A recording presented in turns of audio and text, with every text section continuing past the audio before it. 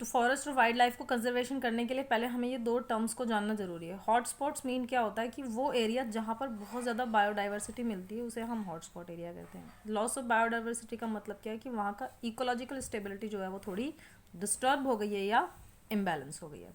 Stock holders कौन होते हैं? स्टॉक होल्डर्स वो होते हैं जो किसी खास टाइप की चीज़ के अंदर इंटरेस्ट ले, उन्हें हम स्टॉक होल्डर्स कहते हैं। यहाँ हमने स्टॉक होल्डर वर्ड क्यों यूज़ किया कि जैसे कुछ लोग ऐसे होते हैं जिन्हें फॉरेस्ट में बहुत इंटरेस्ट होता है, तो वो कौन से हो गए? फॉरेस्ट स्टॉक होल्डर्स हो गए। सस्टेनेबल मैनेजमेंट क्या है? सस्टेनेबल मैनेजमेंट वो है कि जब हम फॉरेस्ट से रिलेटेड रिसोर्सेज का बहुत वाइजली यानी कि सच्चाई के साथ उसका मैनेजमेंट करें कि वो आने वाली फ्यूचर के लिए कुछ टाइम के लिए क्या रहेगा, वो सेफ रहेगा, तो उसे हम सस्टेनेबल मैनेजमेंट कहते हैं।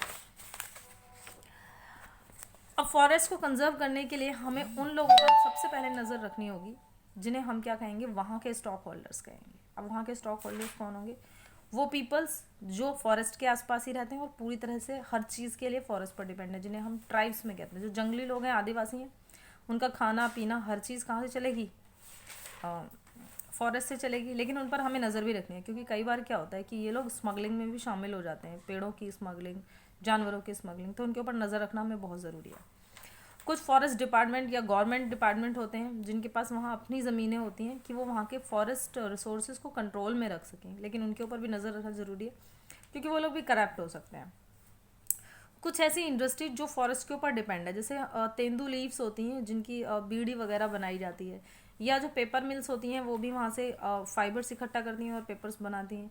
लेकिन कहीं ऐसा ना हो कि वो इन लीव्स या इन फाइबर्स के चक्कर में दूसरे काम करने लग जाएं, जानवरों का शिकार, तो उनके ऊपर भी हमें नज़र रखनी जरूरी है।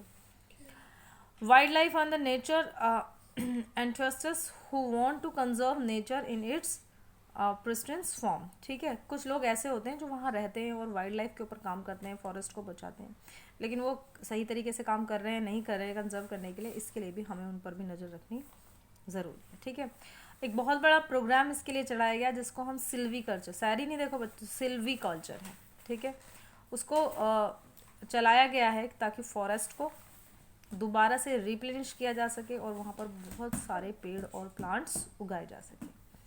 तो आज 6 पेजेस काफ़ी हैं, आज इतना ही करते हैं, मिलते हैं फिर नेक्स्ट क्लास में।